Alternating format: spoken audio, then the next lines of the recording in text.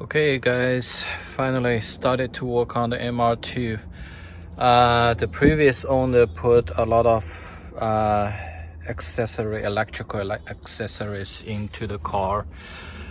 First I need to clean that up. The first thing I take off is the audio system. So it's like crazy, all these cable wires, in this small cabin. Basically it's all master cable crossover circuit board, so I finally take that out. The next thing is a headache is the alarm system. It's like tapping to everywhere of the car. This is the control unit, this is the speaker. There was a wiring all the way back to the car, so I basically take off the trim, the carpet, and pull the wire out. This is all the wire and receiver of the alarm system. So alarm system is not totally cleaned up, it's still in process. Because of the alarm system, a lot of wire get cut and disconnected. So I think I'm halfway through it, and for example, these cables, I need to look at the electrical circuit chart board to figure that out, the color match. So I just reconnect these two wires. I have no clue what they are, and this is the speaker monster cable. I just leave it there. What else? These I don't know, this one goes through the firewall, maybe connected to the sensor of the hood. And for this 4-pin, I just don't know where it connects. I cannot find it. So anyway, it's a mess. I took off the dash, the console. One thing is to take it off, you need to be careful about these two screws. I took the top 3, but I forget about the back 2, so I struggle a little bit to take it off. So I will continue to work on it. These are all the audio system. I take it off. So basically the first thing is clean up the electrical, make sure everything works. Then I will reconnect the battery in the back of the car. And this is, I believe, is the alarm system indicate lighter. They just grew onto this box, so I just cut the wire and tuck away.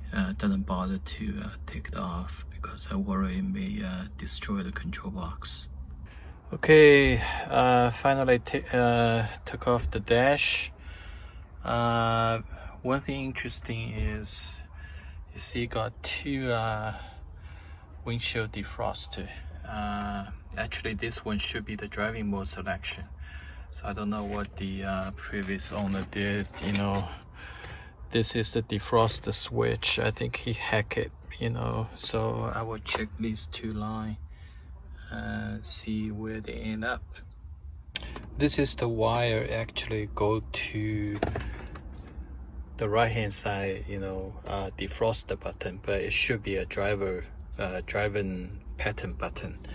But when I trace back the line, the red line is actually here, tapping to, I think, a cigarette lighter. I think this is the power. There was a fuse here, but the fuse is melted, so it's obviously overloaded.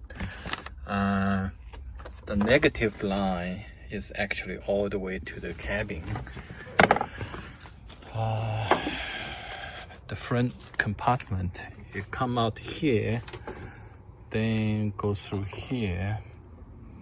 I believe this is to power something in the front. I cut the white line. I think it's light, maybe alarm system light, but alarm system should be linked with alarm, but somehow it's not linked. So it's very interesting. This is the ground line. Okay, so the power is from the cigarette lighter. The negative go all the way here and go through the light and ground in the compartment. And this gray line, or maybe white or gray, I think it should be gray. This gray line is tapped into this white line and red, white and red line, and go all the way down. And here is another, I think it's gray and green line. I don't know where it comes from, but this one is 100%. This one is 100% gray, but this one is gray and green. I think it's should be aftermarket, you know, because it's the material didn't touch like OEM, not consistent.